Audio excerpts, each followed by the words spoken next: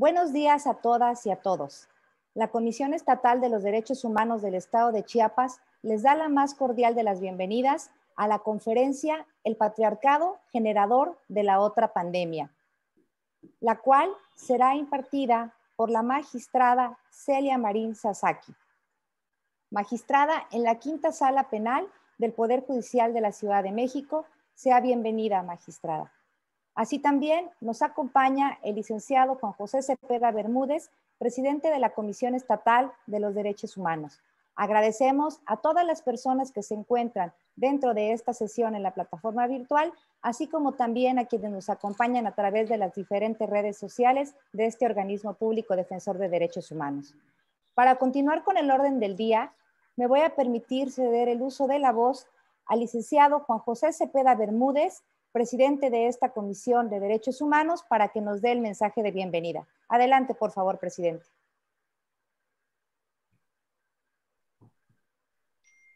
Muy buenos días, bienvenidas y bienvenidos una vez más a estos espacios que con el apoyo de las tecnologías de la comunicación y de la información nos permite estar cerca de todas y todos ustedes para hablar libremente de la agenda de los derechos humanos.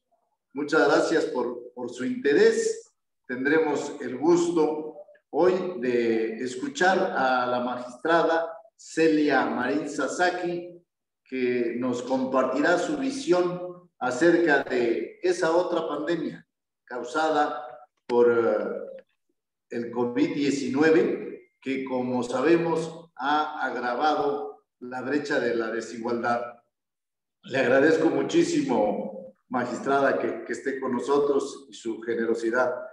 ¿Sí? Entendemos, pues, que esa otra pandemia de la que nos hablará la magistrada Marín es la pandemia que exacerbó problemas graves como la violencia hacia las mujeres en diversos espacios, lamentablemente incluidos los hogares, ¿sí? En donde debemos reconocer los varones, no estábamos acostumbrados a hacer funcionar todos los días las relaciones familiares, no participábamos como ahora nos obliga la pandemia. Sin duda, el tema de la igualdad de géneros es un paradigma que se vitalizó, se fortaleció en el 2021 a las organizaciones de las mujeres, a la lucha a la que nosotros nos sumamos y participamos por la defensa de los derechos de las mujeres. En ese sentido, y a través de diferentes herramientas de promoción, difusión, vinculación, hemos llamado al gobierno, a la sociedad, a la observancia de lo dispuesto no solo en la Ley General para la Igualdad entre Mujeres y Hombres, sino también en la legislación interamericana, como es la Convención sobre la Eliminación de toda forma de discriminación, que ustedes y yo conocemos como la CEDAW, ¿sí? Para que se identifiquen las desigualdades y que se garanticen las condiciones para que todas las personas ejerzan en plenitud sus derechos civiles, políticos, económicos, sociales, culturales y ambientales. Desde el enfoque de los derechos humanos, es evidente que el patriarcado vulnera derechos. Cuando la defensa de la dignidad de las mujeres se obstaculiza por un sistema en el que las reglas tradicionalmente eran dictadas por los hombres. El patriarcado es en ese contexto un sinónimo de desigualdad que lacera y viola derechos humanos. Con mucho interés vamos a escuchar por conocer más a fondo este tema, muy sensible. La verdad, agradezco muchísimo a la maestra Marín Sasaki que nos haga favor de compartir. Acepte usted nuestro agradecimiento sincero, respetuoso, magistrada. Es un privilegio escucharla y tener la oportunidad de enriquecernos a través de esta conferencia. Muchísimas gracias y bienvenidas todas y todos. Gracias, presidente, por este mensaje de bienvenida. Y a continuación me voy a permitir compartir con todas y todos ustedes parte de la trayectoria de nuestra invitada del día de hoy, a quien agradecemos se encuentre con nosotras y con nosotros. Celia Marín Sasaki es maestra en Derecho, es presidenta de la Comisión de Igualdad de Género del Poder Judicial de la Ciudad de México, es integrante de la International Association of Women Youths, de la Asociación Mexicana de Mujeres, Juezas y Magistradas, Asociación Civil, y de la Sociedad Mexicana de Geografía y Estadísticas, Asociación Civil. Ha sido distinguida con múltiples reconocimientos, como el premio Fiat Justitia 2016 por mejor sentencia innovadora en derechos humanos y perspectiva de género. Así también con la medalla María Cristina Salmorán de Tamayo en 2018 a la excelencia judicial femenina por el Comité de Igualdad de Género del Poder Judicial de la Federación. Así también ha sido candidata a la presidencia del Tribunal Superior de Justicia de la Ciudad de México, reconocida por la revista Foro Jurídico como una de las abogadas más influyentes en México. También ha sido reconocida con el Premio Nacional Servicio Público por 28 años de trayectoria. También ha realizado diversas publicaciones como Argumentación Jurídica y Perspectiva de Género en las Resoluciones Judiciales y La Importancia de Juzgar con Perspectiva de Género. Muchísimas gracias, magistrada Celia Marín Sasaki. Le cedemos el uso de la voz para que pueda usted iniciar con su conferencia. Adelante, por favor, si es tan amable. Muchas gracias. En principio, quisiera agradecer al señor licenciado Juan José Cepeda Bermúdez, presidente de la Comisión Estatal de los Derechos Humanos en el estado de Chiapas. También a la licenciada Elena Jiménez Martínez, directora del Instituto de Investigaciones y Capacitación en Derechos Humanos. Agradezco profundamente su invitación. Señor presidente, es usted un aliado en esta lucha por la igualdad y la no discriminación en contra de las mujeres. Lo felicito doblemente por su valor, por su interés y por estos apoyos. Muchas gracias y también agradezco la presencia de a todas las personas que hoy nos van a acompañar.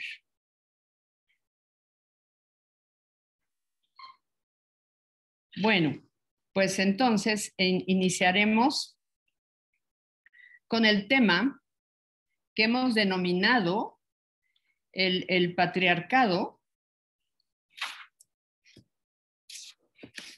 Hoy resulta este tema del patriarcado, y hablamos de la otra pandemia, así como ya lo señalaba el señor presidente, pues prácticamente estamos entre dos pandemias. Una es la pandemia de la violencia en contra de las mujeres, no veo yo nada aquí, y otra es la violencia del COVID.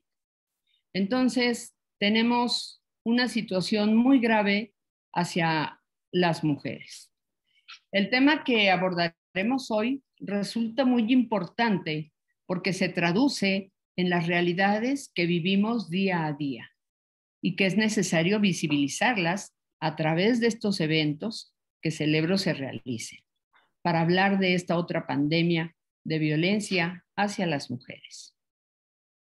Comenzaré explicando qué significa la violencia, la pandemia de la violencia. Este término fue acuñado así por la Organización de las Naciones Unidas, llamada la pandemia de violencia hacia las mujeres, que mata 11 mujeres diariamente en nuestro país y que, de acuerdo con los datos de la encuesta nacional sobre la dinámica de las relaciones en los hogares de 2016, 6 de cada 10 mujeres han sufrido violencia alguna vez en su vida.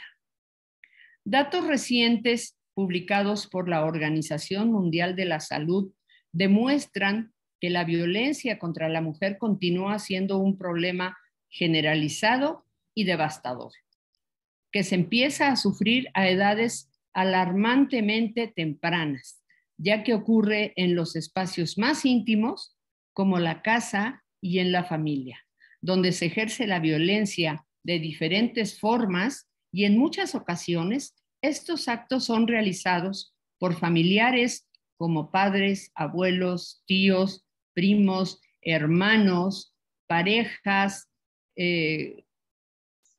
personas que están al interior de esos domicilios o de esas familias en donde se supone estaríamos al máximo de seguridad. Alrededor de 641 millones de mujeres en el mundo sufren actos violentos perpetrados por un compañero íntimo. Esta forma de violencia es la más frecuente que sufren las mujeres.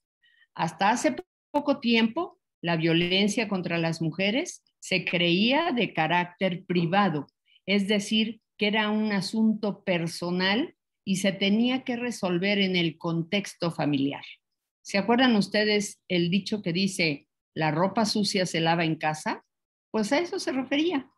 Era entendida como un derecho de los hombres, como algo normal e incluso legítimo.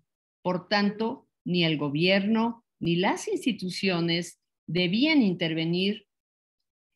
Todo esto sigue ocurriendo dentro del sistema patriarcal en el que vivimos. ¿Saben por qué? Porque cuando el hombre se vuelve sedentario, con la aparición de la agricultura, pasa de ser cazador, de ser nómada, a transformarse en agricultor. Y esto implica que sea proveedor y tiene que defender el territorio en el que se asienta, en ese sedentarismo, dando paso a la necesidad de mano de obra para trabajar sus campos, situación que lleva al hombre a buscar mujeres que le den hijos fuertes para trabajar y cuidar sus actividades del campo. Es el momento en nuestra historia donde las mujeres comenzaron a ser objetos y pasaron a ser consideradas como seres reproductores, como máquinas de reproducción. Este es el comienzo de la gestación del patriarcado, palabra de origen griego que quiere decir mandar y tiene relación con los conceptos de patria y familia. El patriarcado es la organización familiar más extendida universalmente y se caracteriza por el dominio que ejerce el hombre sobre el núcleo familiar. Este dominio encuentra su justificación ancestral y antropológica en la idea de que las mujeres necesitan de protección y cuidado, al ser ellas las encargadas de la función reproductora, porque durante este periodo se cree que las mujeres desarrollan una dependencia hacia los hombres, circunstancia que concede a estos una ventaja social al considerarse con mayor capacidad como proveedor, protector y ejercer el dominio exterior. Es así que a partir de la división social del trabajo entre mujeres y hombres en la función de sus diferencias, en función de sus diferencias biológicas, se transita hacia una cultura patriarcal, en la que el hombre es el centro y la mujer ocupa un lugar secundario, llegando a ser considerada como un objeto. ¿Han escuchado la cosificación de las mujeres? Pues a esto se refiere. No obstante, históricamente se ha evolucionado la concepción de la mujer como simple reproductora, hasta llegar a nuestros días en los que se han reconocido los derechos de las mujeres en igualdad con los hombres. Y esta ha ido ganando terreno en todos los espacios públicos. Sin embargo, el cambio en las mentalidades no se produce con la rapidez necesaria. Aún existen estructuras sociales que perpetúan las características y efectos del patriarcado. Esta forma de organización familiar y social encuentra tierra fértil en la educación estereotipada, que aún se imparte desde tempranas edades, en las características cultural y socialmente asignadas a lo masculino y a lo femenino, que se van transmitiendo en el seno de la familia generacionalmente. Otro factor que perpetúa la herencia patriarcal es la resistencia social al desarrollo de las mujeres en igualdad de condiciones con los hombres, en todos los ámbitos de la actividad laboral. La presencia de las mujeres en la política, la economía, la ciencia, la cultura, aunque se ha incrementado notablemente, aún no alcanza igualdad con el hombre. Sigue siendo histórica la deuda con las mujeres para que éstas logren un pleno desarrollo de todos los ámbitos de poder. La desigualdad salarial es otro factor que favorece la supervivencia del patriarcado aún en nuestros días. En muchos países, las mujeres perciben un salario menor al hombre por el mismo trabajo. La desigualdad de género siempre será un rasgo revelador del dominio al que todavía se encuentran sometidas muchas mujeres. En este contexto, debemos entender que el patriarcado es un sistema social, económico y político en el que hemos sido educados y educadas y que perpetúa la desigualdad entre hombres y mujeres. Dentro de este sistema social, de acuerdo con la autora Celia Amorós, que es una filósofa española, nos refiere que los hombres tienen pactos patriarcales para dejar pasar comportamientos como violar, golpear, maltratar, subordinar, agredir a las mujeres y normalizar esas conductas como algo común en la sociedad. Además, este pacto también es uno de los muchísimos mecanismos que el patriarcado tiene para mantenerse y perpetrarse en el poder. Este pacto también se entiende como la complicidad que se ejerce cuando un hombre protege a otro hombre, lo respalda, lo solapa y lo deja cumplir sus ambiciones con total impunidad. Estas construcciones culturales que se han arraigado en la sociedad y que se transmiten a las personas en sus etapas tempranas dentro de los procesos de socialización deben cambiar, intensificando los comportamientos que replicamos, identificando los comportamientos que replicamos, que parecen mínimos, pero que son el inicio del ciclo de las violencias y son tan sutiles que se replican de manera inconsciente. Y me refiero a ese machismo que día a día, no importando ser hombre o mujer, replicamos. Y comienzo explicando qué es el machismo. Es un sistema sexista de valores, creencias y conductas que considera a los hombres superiores a las mujeres y que tiende a subordinar a las mujeres ante la supuesta superioridad de aquellos. El término machismo fue acuñado a finales de los años 50 en estudios antropológicos sobre las familias latinoamericanas. Uno de los primeros autores en emplear la palabra fue el antropólogo Oscar Lewis en el célebre ensayo etnológico Los hijos de Sánchez, el cual se describe que una de las características de las familias mexicanas consistía en una creencia en la superioridad masculina que alcanza su cristalización en el machismo, o sea, el culto a la masculinidad. Si no han leído la obra de Oscar Lewis, Los hijos de Sánchez, se las recomiendo. Es una novela ya de tiempo, pero es muy reveladora de toda esta problemática.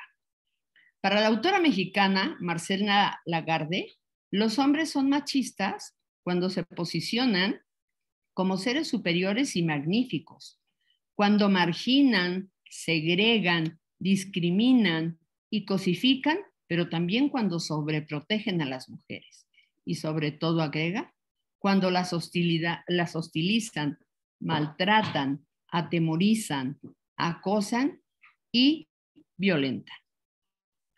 Con esta introducción continúo explicando estas violencias tan sutiles, también conocidas como micromachismos, que son prácticas de dominación y violencia masculina casi imperceptibles, que se manifiestan en la vida cotidiana.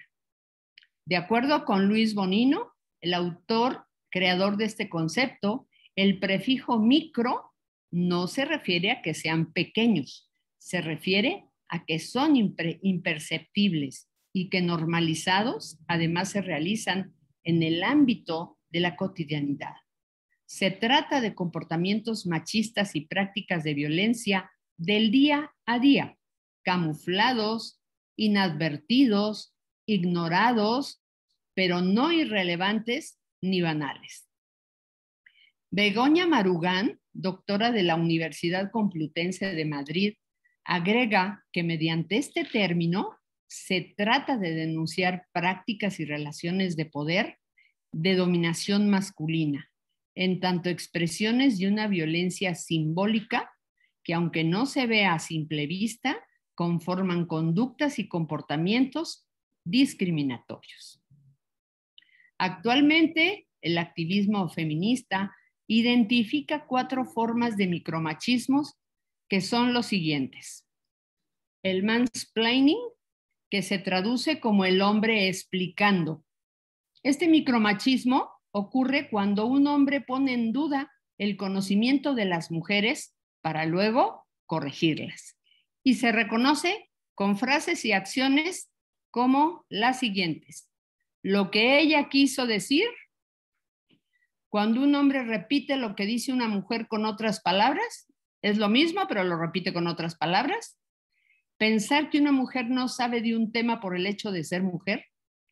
Cuestionar en público el argumento de una mujer. ¿Les suena? Lo hemos vivido todos los días. El otro micromachismo es el gaslighting, que ocurre cuando un hombre hace creer a una mujer que está loca. Eso es muy común y todas y todos lo hemos oído. Este término, que realmente no tiene traducción al español, viene de la película clásica de Hollywood llamada Gaslight, basada en la obra de teatro de Patrick Hamilton, Gaslight, en la que un hombre manipula a su mujer para que crea que está loca y así robar su fortuna. Él esconde objetos, cuadros, joyas, haciéndole creer a su esposa que ella ha sido la responsable, aunque no se acuerde. Por supuesto, esto hace que la protagonista sienta que se está volviendo loca en realidad. No quiere salir de su casa, se encuentra ansiosa, llora continuamente.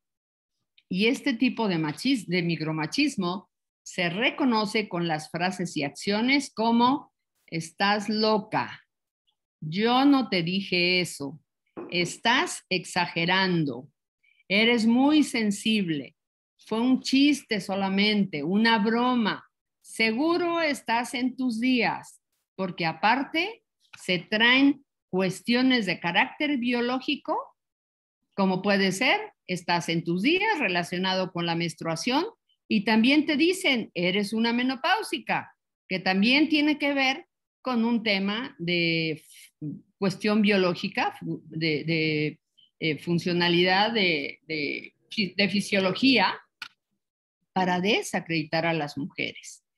Te imaginas esas cosas, no es cierto, eso no existe en la realidad. ¿Les suena? ¿Lo han vivido?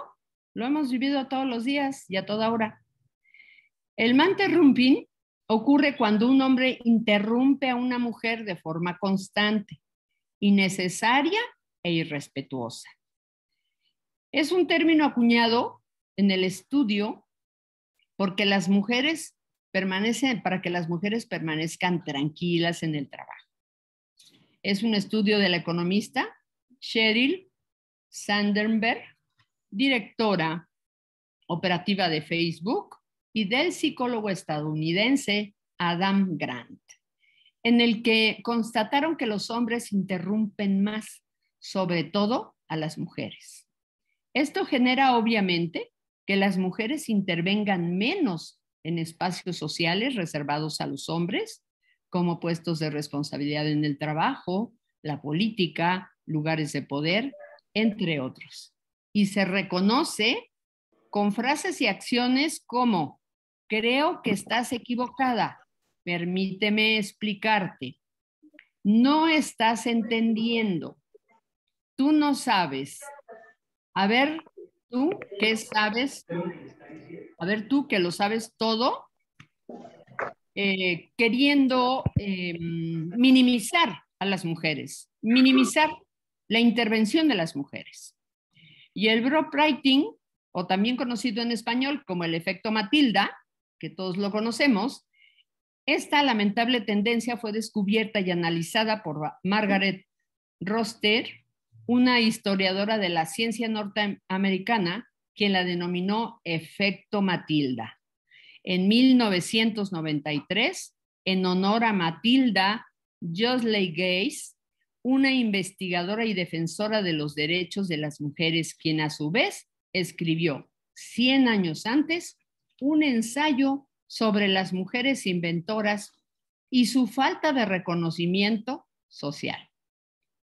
Este micromachismo lo podemos identificar cuando un hombre se roba las ideas de una mujer y recibe los créditos por la misma. Les recomiendo una película para entender ampliamente este tema que se llama Ojos Grandes. Es un drama biográfico de los años 60 en la vida de Margaret Kane, una pintora que busca emprender una nueva vida con su marido, Walter Kane, también pintor, quien se apropia de las obras de Margaret, consiguiendo con ellas fama, dinero y grandes oportunidades, hasta que ella se da cuenta del robo de sus ideas y devela sus mentiras, manipulaciones, y decide tomar medidas legales para recuperar la autoría de sus cuadros.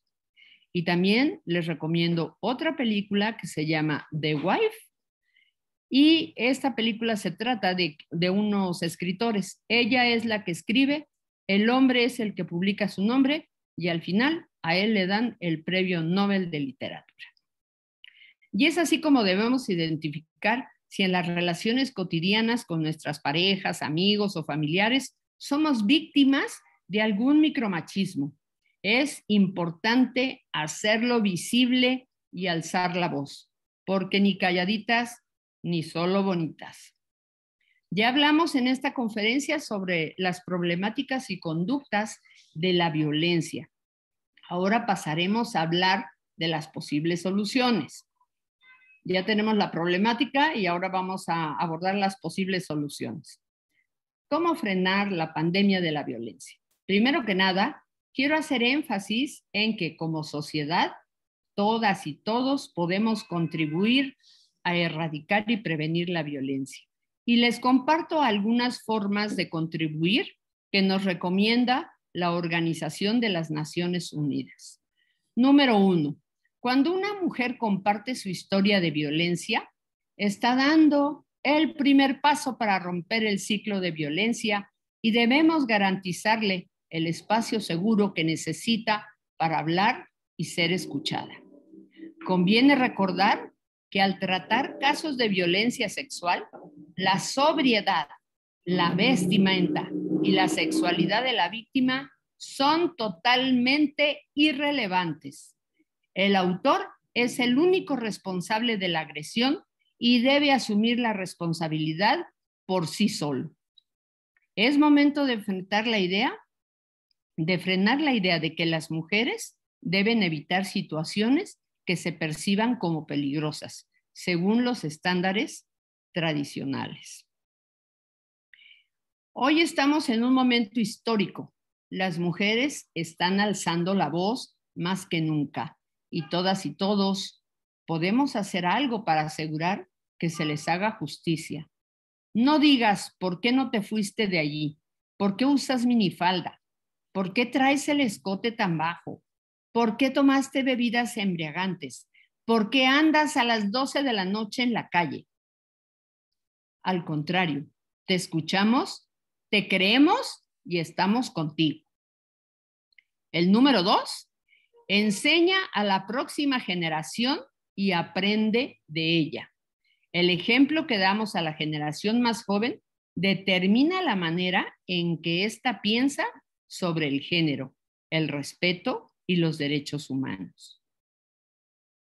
No le pegues a tu hijo o a tu hija porque propagas la violencia como forma de solución de conflictos. Cuando le pegas, enseñas lo siguiente: que está bien lastimar a otra persona aunque la ames. A obedecer por temor, que es normal que alguien lo maltrate si hace algo mal. Cuando le pegas a tu hijo, no lo estás educando. Es urgente fomentar una educación lejos de estereotipos, discriminación y violencia.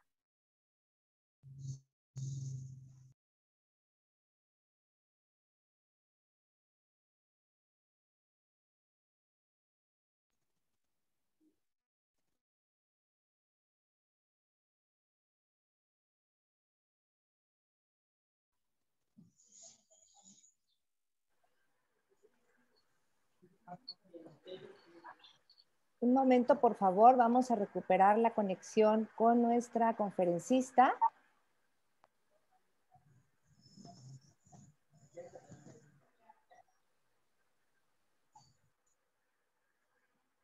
Un momento, por favor, ya estamos recuperando la transmisión con nuestra invitada.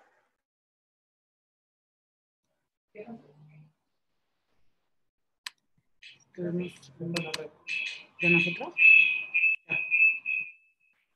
Karen, por favor, si puedes asistir a la magistrada para que podamos volver a recuperar la conexión. Sí. Muchas gracias.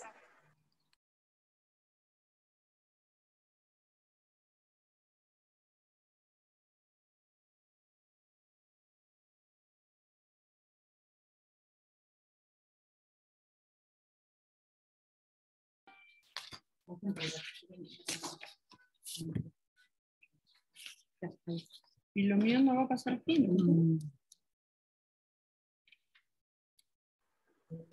Ya la vemos nuevamente, magistrada. Muchas gracias.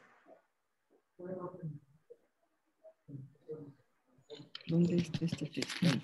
Un momentito, por favor. Listo. Gracias. ¿Ya nos escucha? Sí, magistrada, ya la escuchamos bien. Muy bien. Sí. Perdón. No hay problema. Adelante, por favor. Vamos a tratar de recuperar la transmisión en Facebook. Muy bien. Fomentar una cultura de la aceptación.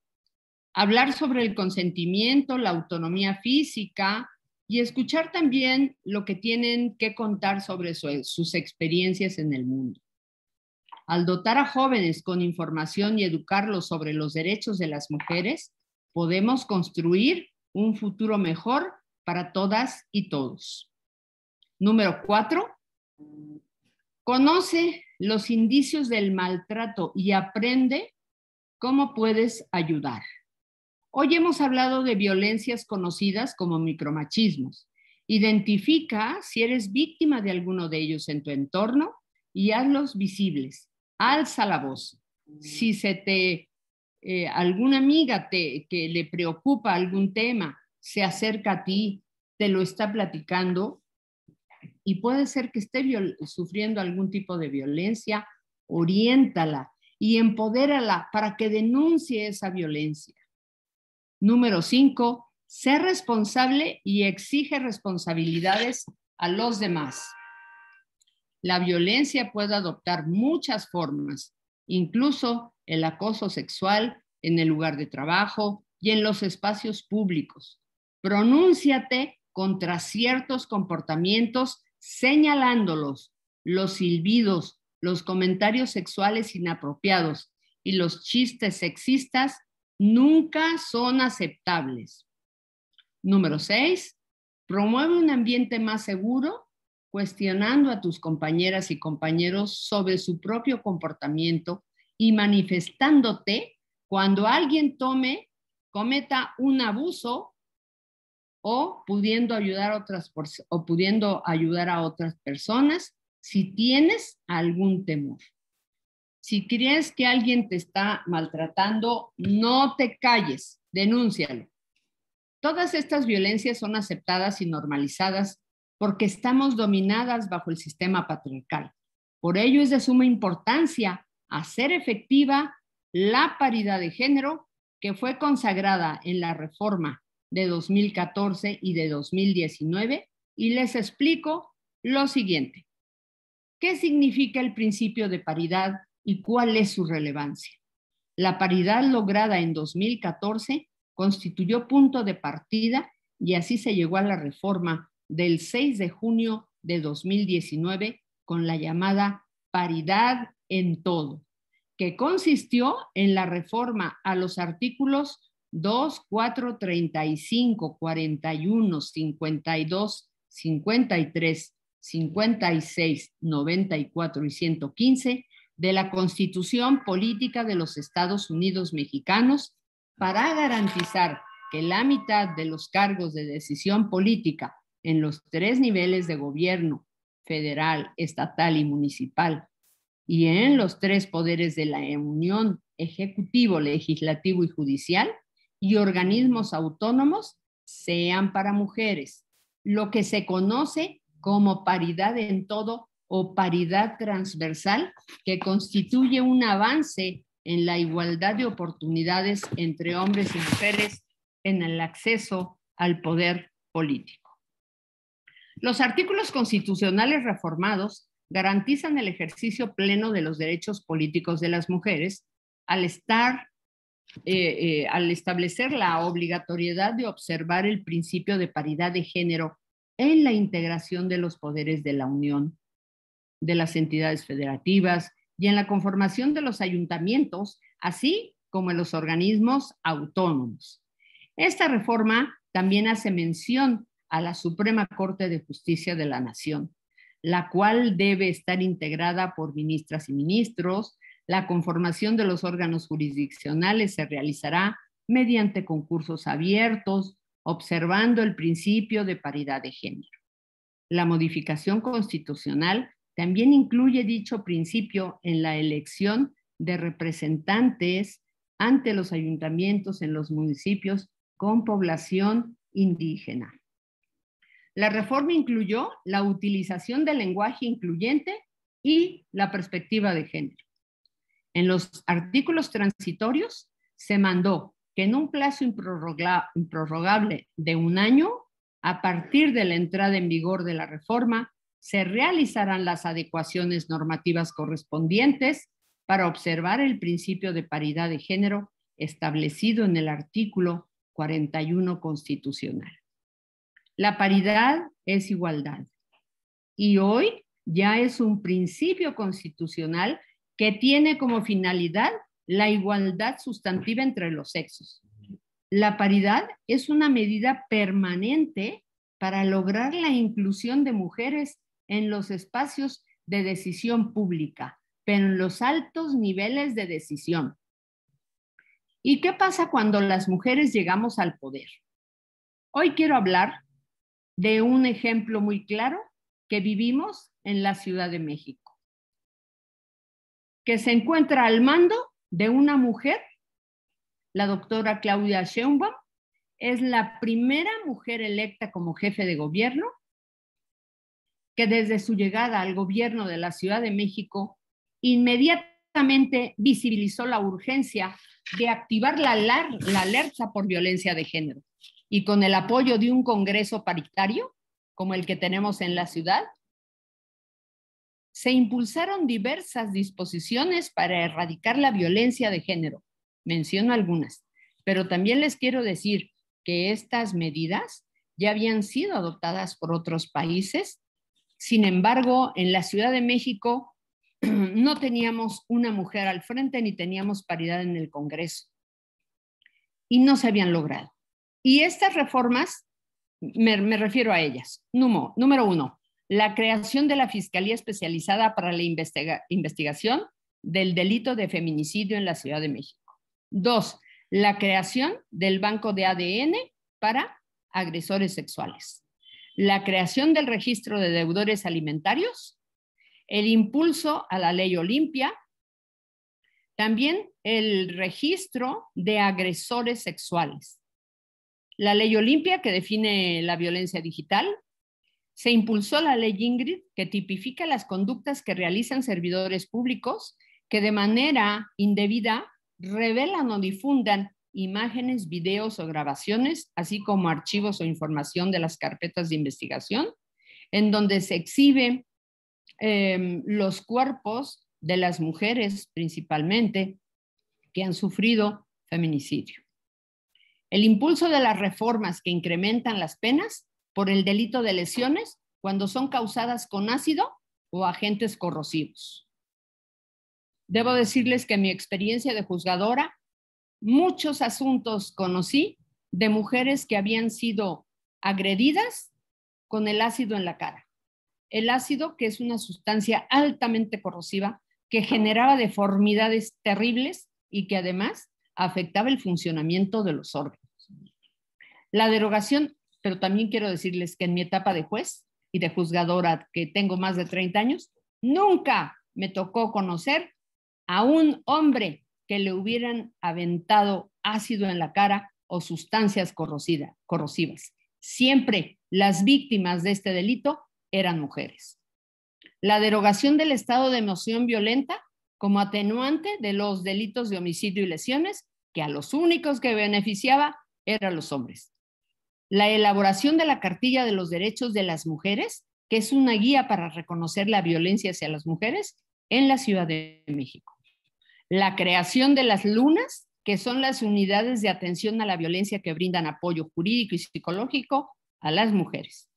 Las abogadas de las mujeres, que ayudan a denunciar el delito de género y a tramitar medidas de protección y se ubican al interior de las agencias del Ministerio Público. La campaña de comunicación para visibilizar el problema de la violencia para jóvenes, que dice: no es costumbre, es violencia. El incremento del número de senderos seguros para fortalecer también las acciones de Viajemos Seguras en el transporte público. Formación a cuerpos policiales con perspectiva de género. Todas estas iniciativas no hubieran sido posibles sin la llegada de una mujer al mando de la Ciudad de México, y así es como nos damos cuenta que la implementación de la paridad en todos los órganos de gobierno también contribuye de manera fundamental a la erradicación de la violencia. Con estos resultados generados a través del mando de una mujer y con congresos legislativos conformados paritariamente, considero muy importante que la paridad también sea una realidad en los órganos jurisdiccionales. Pues como ya lo dijo el presidente de la Suprema Corte de Justicia de la Nación, ministro Arturo Saldívar, en el Poder Judicial es necesario tener como principio rector a la paridad de género, que permitirá corregir las desigualdades que las mujeres han enfrentado históricamente. Además de la paridad, un reto que hoy enfrentamos en el Poder Judicial es el conocimiento y aplicación de la metodología para juzgar con perspectiva de género en las resoluciones judiciales que dictamos.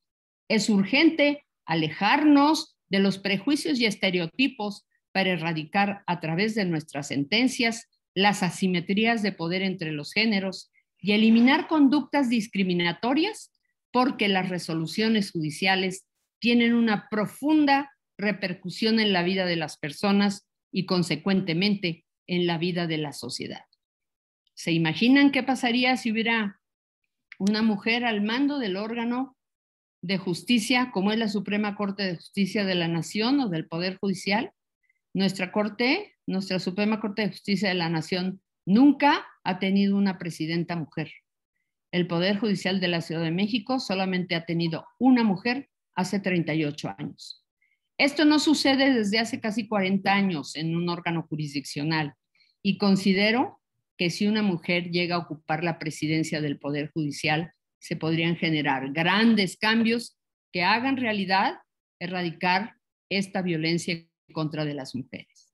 Concluyo mi intervención recordándoles que cuando una mujer tiene acceso a la justicia, se convierte en una mujer empoderada. Por su atención, mil gracias. Muchas gracias, magistrada, por esta brillante exposición. que nos dejen claro cómo estos micromachismos afectan de una manera sutil, como usted lo comentaba, pero que tiene un impacto diferenciado en las mujeres respecto al ejercicio de sus derechos humanos.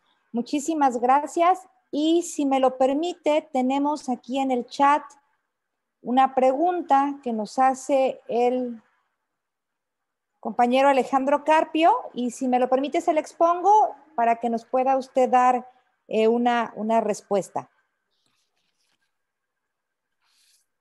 La pregunta dice lo siguiente, magistrada. ¿Cómo impacta la complicidad entre varones o el llamado pacto patriarcal en los derechos de acceso a la justicia y a una vida libre de violencias para las mujeres? ¿Está abierto mi micrófono? ¿Sí? Sí, sí, magistrada, pues, la escuchamos. de manera muy grave, imagínate, el pacto patriarcal implica que entre los varones se justifiquen todas las violencias que se ejercen en temas de violencia sexual, de violencia familiar, de temas en donde las mujeres van perdiendo, entran perdiendo a una contienda porque hay un pacto patriarcal. Y por eso siempre decimos, hay que romper el pacto, hay que romper ese pacto patriarcal. Por eso lo pedimos. Ese es el fondo que las mujeres piden para poder avanzar, romper el pacto patriarcal. Claro, claro que afecta y afecta muchísimo. Por eso yo soy de la idea de que los órganos jurisdiccionales no deben estar conformados o por puras mujeres o por puros hombres. Deben estar conformados por hombres y por mujeres, para que al momento del juzgamiento tengamos los puntos de vista, independientemente de todos los temas procesales, pero tengamos las posiciones de mujeres y de hombres.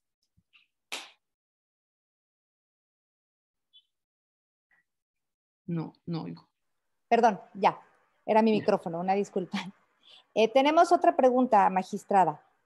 ¿Cómo se debe entender el principio de presunción de inocencia a favor del agresor en las investigaciones administrativas o internas al momento de emitir medidas de protección a favor de víctimas?